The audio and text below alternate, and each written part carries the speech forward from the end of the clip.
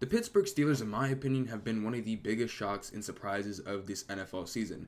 I think they were a playoff caliber team, but no way did I think they would be 8-2, 10 games into the season, and I truly think that they're putting the phrase defense wins championships to the absolute test this year. So I wanted to explore this team a little deeper, especially their defense and eventually their offense, to see if they're truly Super Bowl contenders, and if defense can truly win championships.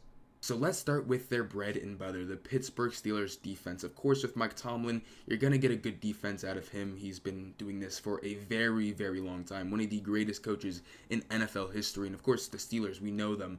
When's the last time that they had a losing record? We don't know. And it's not getting broken, at least this year, because they're 8-2. They're the first team in the AFC North. In my opinion, that was very shocking.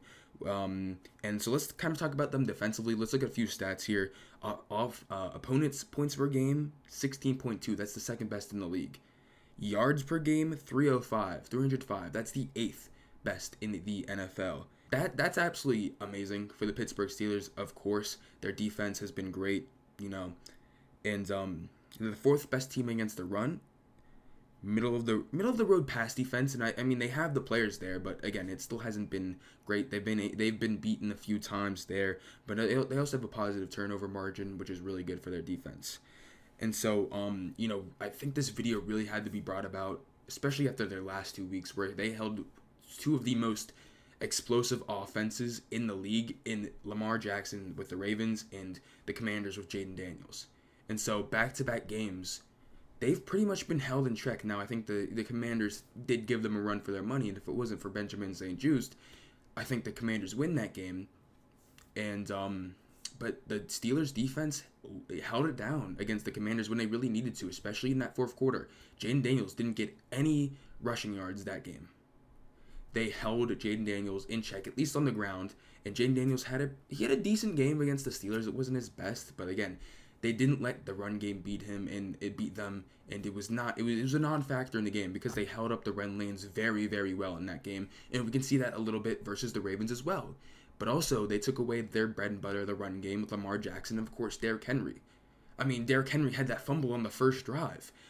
How often does Derrick Henry fumble? Not that often.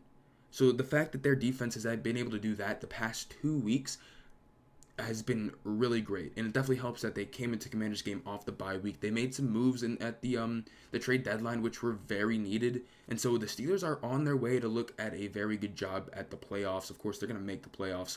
They very well may, finish. They probably will finish the best in the AFC North. So, I mean, this defense, I think that one of the biggest things that they've added is this edge rotation that's been, I think, pretty good this entire year. Of course, you got TJ Watt, one of the best edge rushers, outside linebackers in the NFL.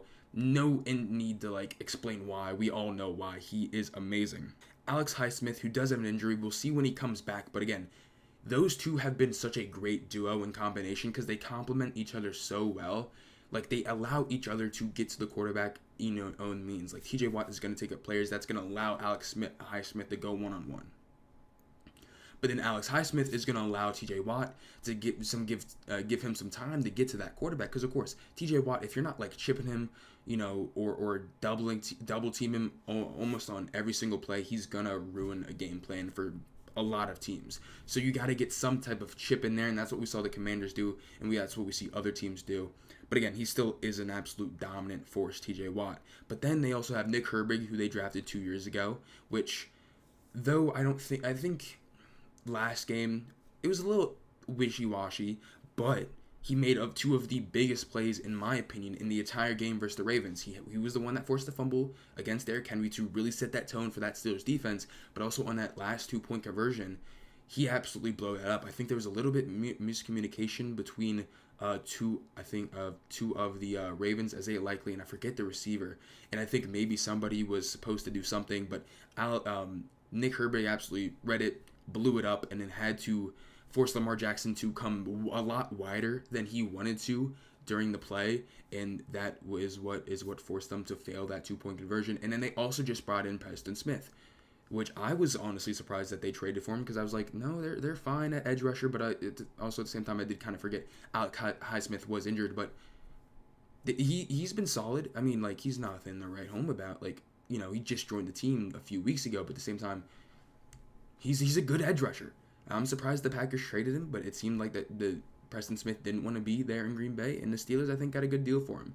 So I think that has really helped this defense as well. Cam Hayward has been pretty solid. I think he had a really good game against the Commanders. Obviously, a little older. He's slowing down just a tad bit, but he's still really good on that inside. And one of my favorite players on their team is Keanu Benson. I was a big fan of him coming out of the draft. I thought he was one of the best defensive tackles in his draft class.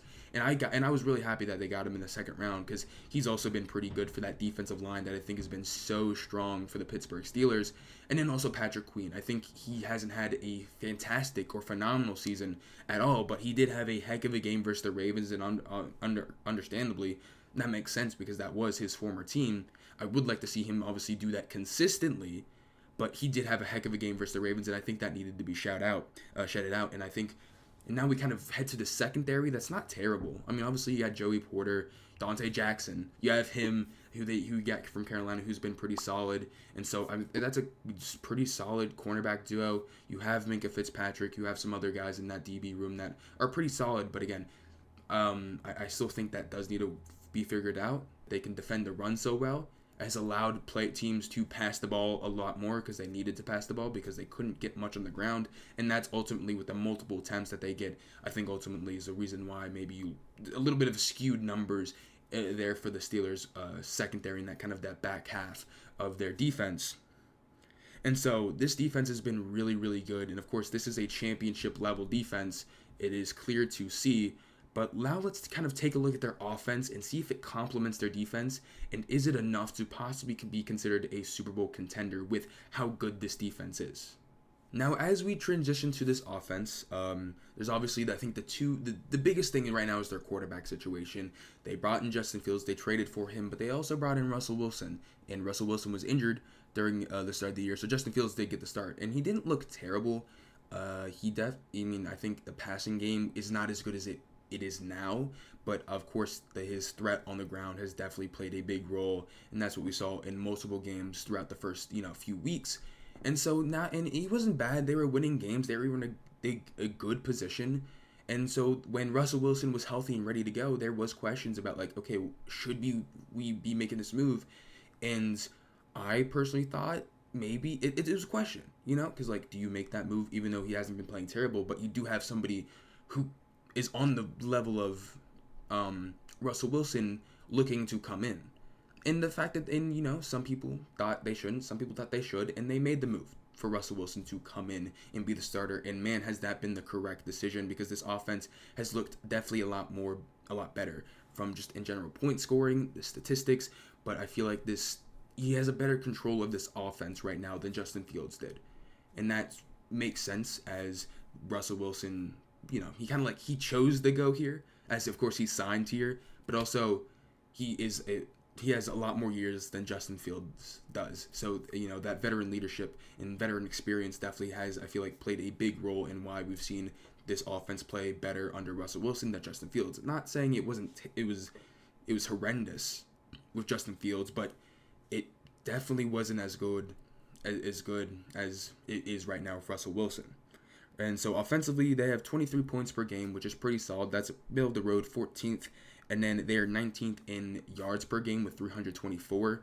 So, again, nothing crazy. They are in the middle of the road of the offense when you look at the statistics. But, again, with how good this defense is that enough to be called Super Bowl contenders or even just win a championship? And I think we're going to go through this offense just a little bit more with Najee Harris. I think we got to talk about him because I think he's had not an underrated season. Maybe overhated season might be a little bit better. I feel like he's complemented this passing game very well. 708 yards, 175 carries, and that's only about 4 yards per carry. But I think for the running back that Najee Harris is, I think that's very fair, and I think that's pretty solid. Of course, he's not going to break out too many amazing plays or long plays because he's just not that athletic or fast as a guy. But when needed, he has been an absolute workhorse for the Steelers offense. And again, complements this passing game with Russell Wilson, but also George Pickens, Calvin Austin, Pat Freiermuth, Darnell Washington has definitely been part of that, newly acquired Mike Williams. And so this is a solid offense when you look at the names, when you look at the stats. And Mike Williams, of course, made a big play versus the Commanders in his first game, big impact, though we barely knew the offense, of course. George Pickens is such a dynamic receiver, in between the whistle, but outside of the whistle. He is very much what you would call a menace as a wide receiver, again, while he's on the field playing, or even after the whistle when he's maybe, talking to somebody, or let's just say fighting somebody. I feel like we've seen that a lot, but also he has a really weird fixation of like not getting two of his feet in, which is really weird, but that's a whole nother thing that we won't get into. But we all know that George Pickens is such a dynamic receiver and one of the best wide receivers in the NFL.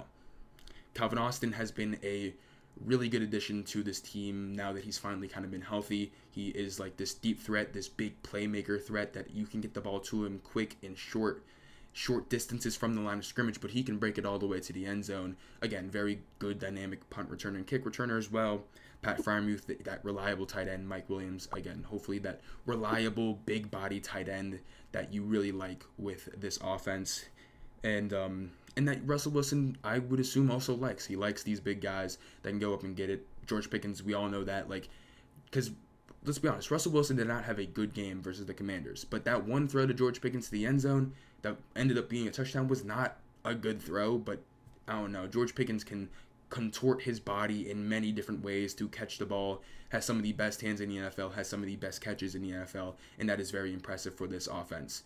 And it really fits this offense because it's not, this offense really fits this defense, I feel like, because, again, they're not very explosive, but, they are really this physical and mean-feeling offense that we see with this defense. And that's ultimately the Steelers' image. And that's been their image for a very long time. And so it's really cool to see as they kind of transition into a new era, kind of, that they still keep this image. And obviously that starts with Mike Tomlin, of course, that we know. They do have Arthur Smith, the former Falcons head coach, now their offensive coordinator. Not the greatest offensive coordinator, we'll be honest. Of course, a lot better than he is as a general head coach, but he's ran the offense well enough. We'll say that. And so on paper, now let's talk about if this is genuinely a Super Bowl contending team, if that's a fair title to put on it. And I think on paper, this offense has enough to be titled a Super Bowl contender. And I will go out and say this is a Super Bowl contender for a few reasons. Of course, their defense, again, a championship level defense, but I think this offense has enough to be called that because, again, you're 18 points, all field goals is not going to get it done. It's not. So they need to be consistent, and I don't know, and we haven't fully seen that yet. If they put up 28 points, they can beat some teams, right? Especially if their defense is if the defense is really well. Because I don't know how many teams are going to be able to score 30 points against this Steelers team. But the offense has to stay consistent. It really does. It cannot have these games where they only score on field goals and Chris Boswell is their MVP. It just can't happen, especially when you're playing a team like the Ravens. You're going to play them again. And of course, this was a really bad game for the Ravens, but can you count on the Ravens having this bad of a game again? I don't know. Especially if you play them again, but then also there's a chance you play them in the playoffs.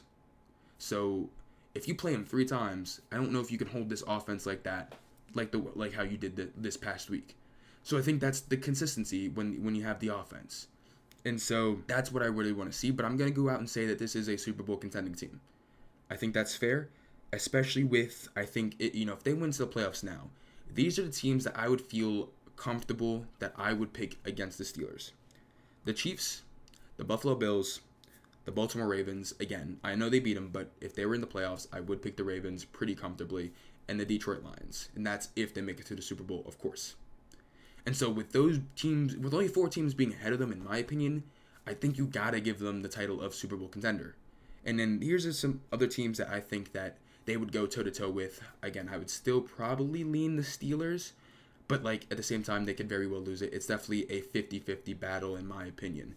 The Philadelphia Eagles, which honestly they might be a lot closer to, I feel comfortable about, especially if their team is healthy. But again, we don't know what type of game we're going to get from Jalen Hurts every single week, so that also kind of scares me about the Eagles, but we can talk about that at a later date.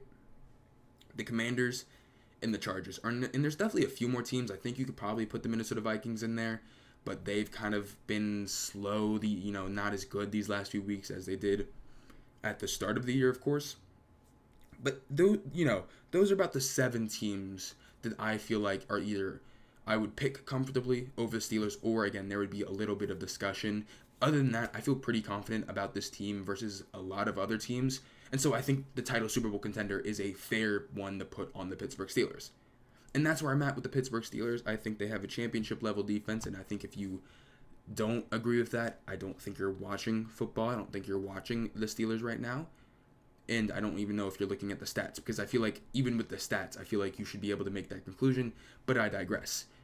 But people have their questions about the offense. Right now, I think they're good enough to be called Super Bowl contenders, but I need to see the consistency through the last few weeks of the NFL season if I can really feel comfortable with possibly seeing people pick them as Super Bowl winners. So that's where my kind of stance is on the Pittsburgh Steelers. So let me know what you guys think about the Steelers defense, about their team, about their offense. Do you think the title of Super Bowl contenders right now in this moment is fair? In my opinion, I think it does, especially with the fact that they're 8-2 as well. The record shows for it. So again, let me know. Put that down in the comments. Don't forget to hit the like button. Subscribe for more videos just like this, and I'll see you guys next time. Peace out.